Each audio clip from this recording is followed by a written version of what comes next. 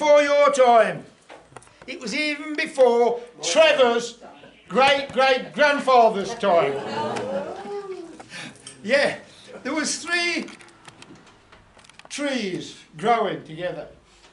There was an oak tree, an ash tree, and a fir tree. And the oak tree and the ash tree, they were mighty trees, and they put down deep roots. But the fir tree, its roots were very shallow. And when the wind blew, it used to sway gently in the wind. Now, one day, a family of travellers turned up and camped by those 3 trees. And the mother of the family had got a young child, and it was mithered, as we say here in the Black Country. Couldn't settle it, couldn't get this child to settle. The only way she could keep it quiet was by rocking it gently in her arms. And she noticed the tree sway gently. And she come up with a brilliant idea.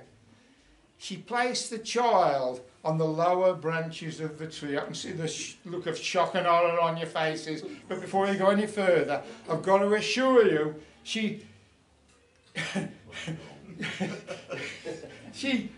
attached that child to the tree using straps with the British standards kite mark on it. And as the tree swayed, the child slept. And for the first time in weeks, that mother had a restful night. The next day, the travellers moved on. But these were magical times. And trees had the power of speech. And they got to talking. And they knew that when they ceased to become trees, they would become lumber. And they started talking about what they would like their timber used for when they were cut down. And the oak tree said, I'd like my wood to go to build a ship to sail the 7 seas. And the ash tree said, well, I ain't really bothered what my wood is used for, but I'd like it to give people pleasure. And the fir tree said, well, you know, I so much enjoyed rocking that child, I'd like it to go to something like that. So that was decided upon. And then the men turned up with axes. Or perhaps they had a chainsaw, I don't know. They cut those trees down and they hauled that timber off to the timber yard where it was planked and put out to dry.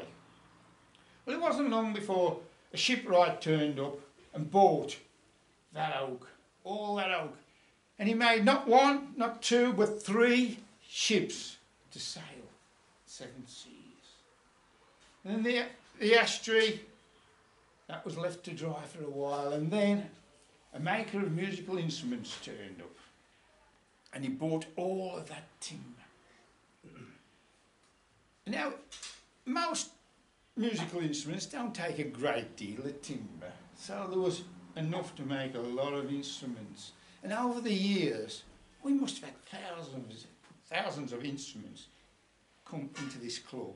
Even some of them have been made by the people who are playing them, playing their own instruments. And, well, I've got to say, they've given us pleasure, haven't they? So, that's great. Now, the fir tree, the wood from the fir tree, no, well, it's really rubbish. I mean, it's all knotted and gnarled and not a lot of good for anything. So it lay in the corner of that timber yard for years. Until an old farmer with an eye for a bargain bought it up. He used some of it to mend his gates and his fences. And then he set out on a project that was a bit beyond him really. Though it sounds simple, he made a box. But he never got to finish it because he never made the lid to the box. That's the hardest part to make actually. So he left it in the barn.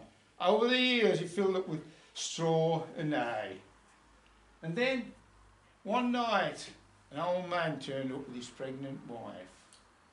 And the wife gave birth to that child.